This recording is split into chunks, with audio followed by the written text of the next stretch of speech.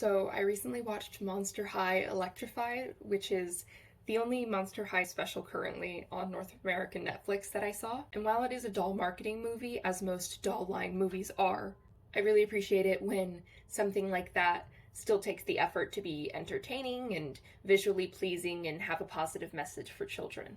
So there were a few positive messages, but the one I want to talk about is that I feel like there was a message of normalizing stimming or teaching it as a coping mechanism.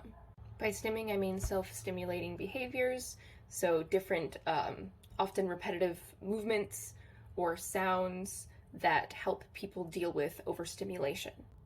It's a huge part of autism, but it can be present for a number of reasons, and everyone does it in their own way. So Frankie, who's the Frankenstein-looking character, gets electrocuted, so she's filled with energy. And we can see that Frankie has too much energy based on her movements, how she's speaking, how she's interacting with her environment because of the electricity. But there's this lovely little moment where she's trying to get all the energy out, and she flaps a little, and she builds a little energy ball, showing that that kind of movement, something heavy and repetitive but not necessarily harmful, can help get the energy out. I thought that was wonderful, and I thought they were only going to do it once, though. But it kind of ends up being a theme. So later on in the movie, Frankie has to take all the electricity. She has soaked up far too much energy.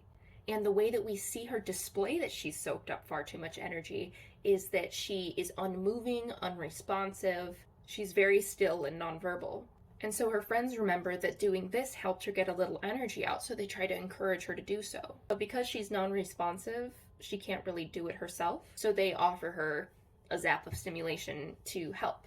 And then she was able to do what she needed to do and get all that energy out. So a kid who's seen this movie a couple times might be able to notice the signs of too much energy, overstimulation, and during that build-up, remembering that there are things they can do to get the energy out.